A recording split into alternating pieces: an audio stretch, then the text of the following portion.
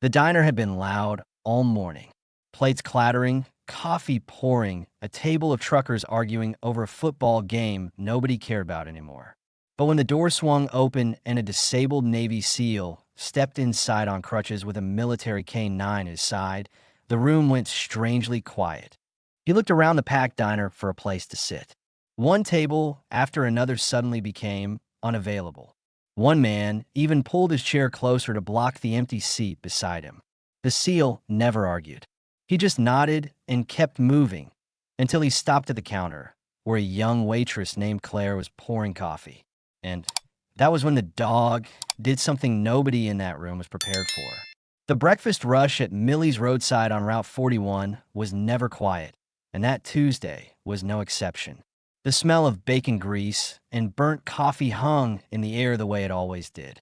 Truckers claimed the corner booths before 7. Construction workers took up the window tables by 7:30. By 8, every seat in the place had a body in it, and every cup had been filled at least twice. Claire moved behind the counter the way water moves through a familiar channel. Efficient, quiet, unhurried, even when the orders stacked up. She had worked this diner for nearly 4 years, and in that time, she had become the kind of employee the owner bragged about to regulars but never thought to give a raise. She kept to herself. She answered questions with the minimum number of words required. She smiled when the moment called for it, and she did not smile when it did not. Most people assumed she was simply a private person. A few of the regulars had tried to draw her out over the years, asking about her life outside the diner, whether she had family nearby, what she did on her days off.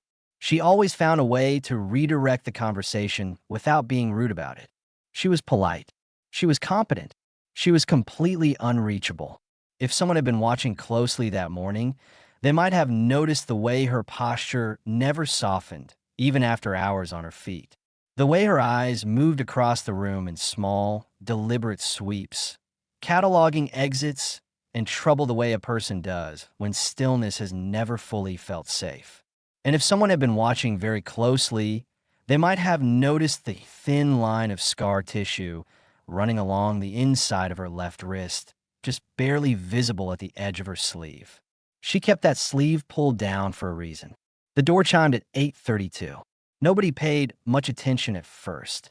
Doors opened and closed constantly during the morning rush, and one more customer meant one more coffee and one more egg order.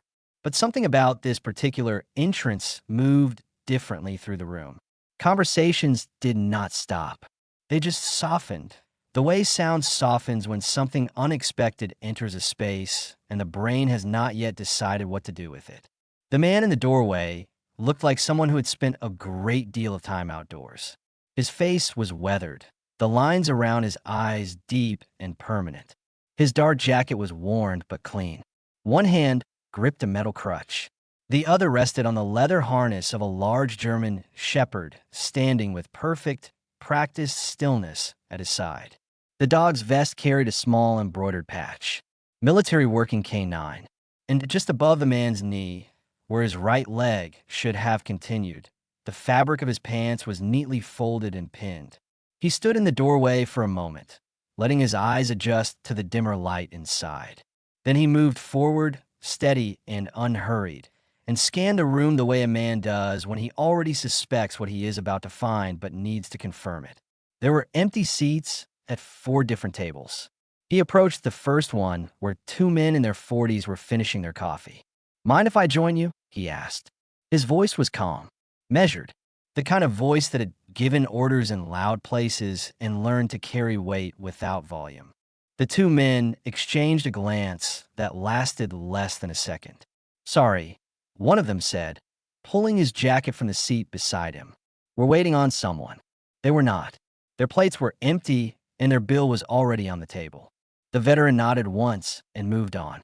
At the next table, a young couple became deeply interested in their phones before he could finish the question. At the booth by the far wall, a woman with 2 children smiled the kind of tight, apologetic smile that means no without having to say it out loud. A man near the window actually slid his chair sideways to close the gap, not meeting the veteran's eyes while he did it. Each time, the veteran simply nodded. He He did not raise his voice. He did not let his expression harden. He just adjusted his weight on the crutch and moved to the next option. Behind the counter, Claire had watched the entire thing unfold without saying a word. She watched the way his shoulders stayed level through every quiet rejection. She watched the careful, practiced way he shifted his balance so the crutch barely made a sound. And she watched the dog, whose eyes never stopped moving across the room in slow, controlled sweeps. That was not the behavior of a pet or an emotional support animal. That was the movement of an animal trained to assess terrain. Claire had seen that kind of dog before. She had worked alongside handlers who moved exactly the way this man moved. She had heard that particular silence before, too, the kind that falls over a room when someone wearing the wrong kind of experience walks into a space full of people who have never had to carry anything heavier than a bad day. She set her coffee pot down. "Sir." Her voice was quiet but clear enough to carry across the counter. The veteran turned toward her. She reached under the counter with one hand and slid the empty stool at the far end outward with a small, deliberate nod. "You can sit here." It was not a dramatic gesture. She did not make a speech. She did not look around the room to see if anyone was watching. She simply made room. The way a person does when making room is the obvious and correct thing to do. For the first time since entering the diner, something in the veteran's expression shifted. Not relief exactly. Something quieter than that. He moved to the counter and lowered himself carefully onto the stool, positioning the crutch against the edge. The German Shepherd settled at his feet without being told. The room returned to its noise. Plates resumed their clatter. Conversations restarted. Claire poured a cup of coffee and placed it in front of the veteran without asking whether he wanted it, because it was 8:30 in the morning and people who came into diners at 8:30 wanted coffee. "Thank you," the veteran said. "Of course," she replied. And that was the extent of their exchange for the next several minutes. Claire moved back down the counter to refill other cups, and the veteran sat quietly with his coffee, and the dog lay at his feet watching the room. Then the dog stood up. No bark, no growl, no warning sound of any kind. Rex simply rose from his position on the floor, turned with purpose, and walked the length of the counter until he stopped directly in front of Claire. He sat down. He looked up at her. His posture was the rigid, attentive posture of a working animal that has identified something important and is waiting for the next instruction. The diner began to notice. The silence spread in small rings the way silence always does when something unexpected pulls at the edges of a room. Claire looked down at the dog. The dog did not look away. The veteran had come to his feet slightly on the stool, confusion replacing the calm on his face. Military K9S did not behave this way without a reason. Rex was not trained to approach civilians. The dog had spent years learning to track scent, detect explosive materials, and maintain position under fire. He had been retired from active service for 2 years, and in that entire time, he had never once approached a stranger the way he was approaching this woman right now. "Ma'am," the veteran said carefully. "Have we met before?" Claire reached for the coffee pot. "I don't think so," she said. "I've worked here a long time, though. Maybe you passed through." It was a reasonable answer, an ordinary answer. But her hand had moved to the coffee pot a half second before the veteran had finished his question, and the veteran caught that. He had spent more than a decade learning to read the small vocabulary of a person's body when their words were saying something different. He let it go. For now, he ordered breakfast. Scrambled eggs, wheat toast, black coffee. Claire wrote it down and walked to the kitchen window to place the order. Rex tracked her the entire way. When she came back, the veteran was watching her again. Not rudely, not aggressively, with the patient, methodical attention of someone working through a puzzle they hadn't expected to encounter before 9 in the morning. "You ever spend time near a military installation?" he asked casually. "No," she said. "Never." She wiped down a section of counter that was already clean. He nodded slowly. Rex spent most of his working years attached to combat units. He gets deployed alongside medics a lot. After enough time, he starts to recognize them. Certain scents, certain ways of moving. Claire did not respond. "He doesn't usually do this," the veteran added. "Maybe he just likes the smell of coffee," she said. The veteran's food arrived. He ate without pressing further, but his attention never fully left the woman behind the counter. There was something in the way she carried herself that kept pulling at his memory. The economy of her movements. The way her eyes never stayed in one place for long.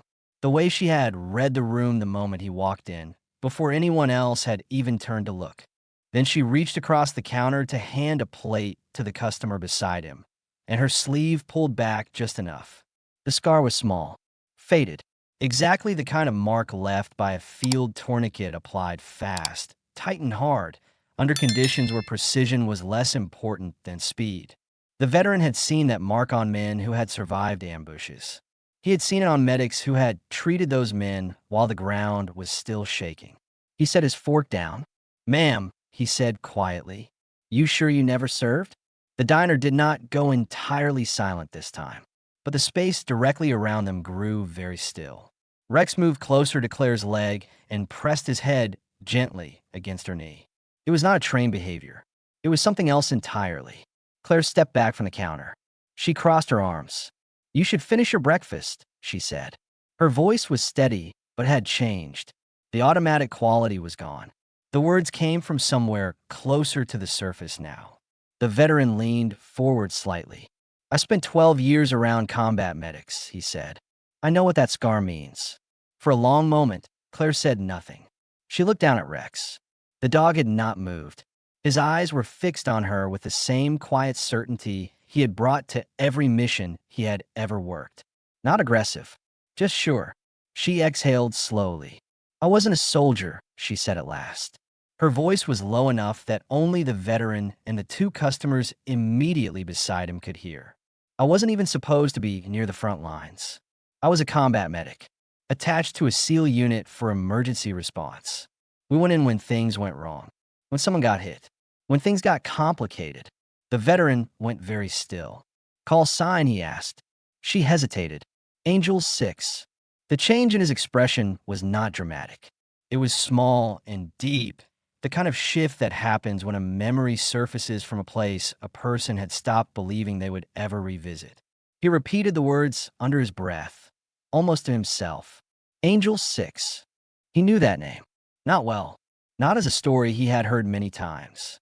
He had heard it once, in the way soldiers hear stories that become part of the unwritten record that never makes it into official reports. A medic who had stayed behind during one of the worst ambushes her unit had ever survived. A medic who had kept working while the evacuation helicopter was already lifting off. A medic who had disappeared from the service records shortly after, as quietly and completely as she had from the battlefield. "Kandahar," he said softly. Claire's fingers tightened around the edge of the counter. She looked away quickly. The name had a weight she had never learned to put down. She had carried it across 4 years and 3,000 miles, all the way to this counter in this diner on Route 41, and it still landed the same way every single time. "You're guessing," she said. "I'm not," he replied. Rex placed one paw gently against Claire's arm. The gesture was so unexpected and so careful that two of the customers nearby physically leaned forward to see what the dog was doing. The veteran watched it happen with an expression caught somewhere between wonder and recognition. "He worked alongside a handler in that unit," the veteran said quietly. "After certain missions, he wouldn't leave the medics alone. He would just sit with them, the way he's sitting with you right now." Claire looked down at the dog. Something moved through her face that she could not quite contain. For a moment, the diner, the clatter, the smell of coffee and burnt bacon, all of it fell away, and she was somewhere else entirely. She was in the dark, on her knees, with her hands moving faster than her thoughts, while the ground shook and the radio screamed, and the wounded came faster than she could count them. She had stayed. She had stayed when the order came to pull back. She had stayed because there was still a man alive in front of her, and she had not yet done everything she could do. And in her mind, there was no version of herself that left while he was still breathing. She had stayed, and she had still lost him. That was the part she had never been able to put down. Not the explosion, not the chaos, not the months afterward when she could not sleep without the radio coming back. Just that one singular fact, that she had stayed and it had not been enough. "The handler," she said, her voice quieter now than it had been all morning. "I tried to save him. We were losing too many that night. I thought if I had moved faster." She stopped. She had rehearsed this particular silence so many times that it fit around her like something she wore. The veteran shook his head slowly. "You didn't fail him." She looked up. "He didn't die because of what you did or didn't do," the veteran said. His voice carried the kind of certainty that does not come from wanting to comfort someone. It comes from having been there. "He died because after you stabilized him, after you gave him 10 minutes he wasn't supposed to have, he got up and pulled 2 more operators out of the blast zone before the second explosion hit." Claire stared at him. "10 minutes," the veteran repeated. "The time you bought him was the time those 2 men needed to get onto the helicopter. I know because I was on the ground that night. Different team.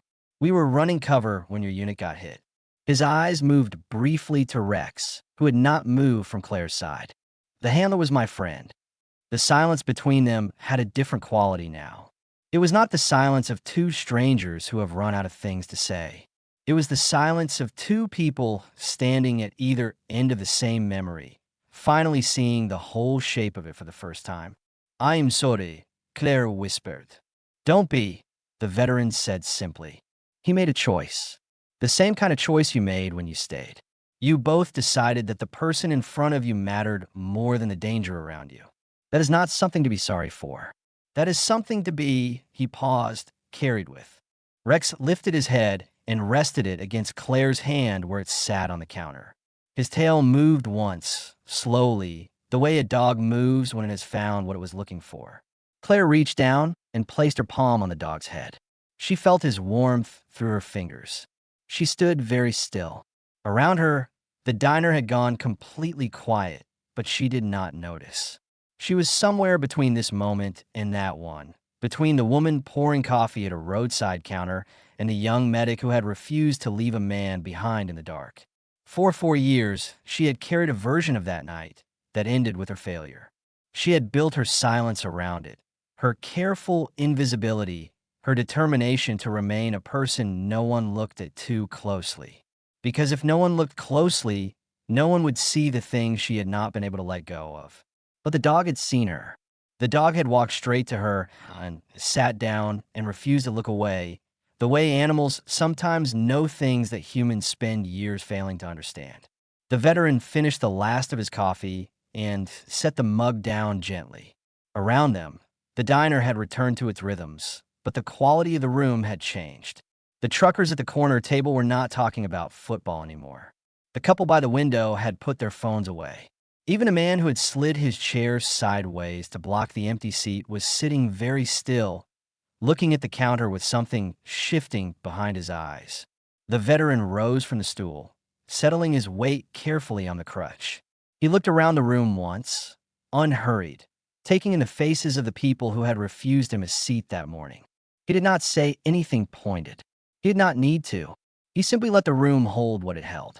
"You know," he said to no one in particular, "most people only see veterans when they're wearing something that identifies them." He let the words land gently. "But sometimes the ones carrying the most are standing right in front of you, wearing an apron, pouring your coffee." Nobody spoke. He turned back to Claire. His expression was not pitying. It was not ceremonial. It was the expression of one person recognizing another across a distance, only they had the coordinates to measure. "Thank you for the seat," he said. She laughed. It came out soft and sudden, the way a laugh does when tears are already very close. "Thank you for not letting Rex scare off my customers," she said. He smiled. A real one, the kind that reached the lines beside his eyes. Rex wagged his tail and pressed against the veteran's leg, ready to move. At the door, the veteran paused and looked back one last time. "Angel 6, he said quietly. Claire looked up from the counter. He gave a single nod, the kind that does not require anything in return. Then he pushed the door open and stepped outside into the morning light, Rex walking proudly at his side. Inside the diner, the silence lasted several seconds. Then a chair scraped. Then a coffee mug clinked. Then the low, ordinary hum of the room returned. But something in the air had shifted in a way that everyone present would carry home without being entirely able to explain. Claire stood behind the counter and looked down at the place on the floor where Rex had rested. She pulled her sleeve down over her wrist out of habit, then stopped. She let it be. For the first time in 4 years, the memory of that night in Kandahar did not feel like a wound she was managing. It felt like something that had finally been told to the right person at the right moment in the right diner on Route 41. She picked up the coffee pot. A man 2 stools down held out his empty mug.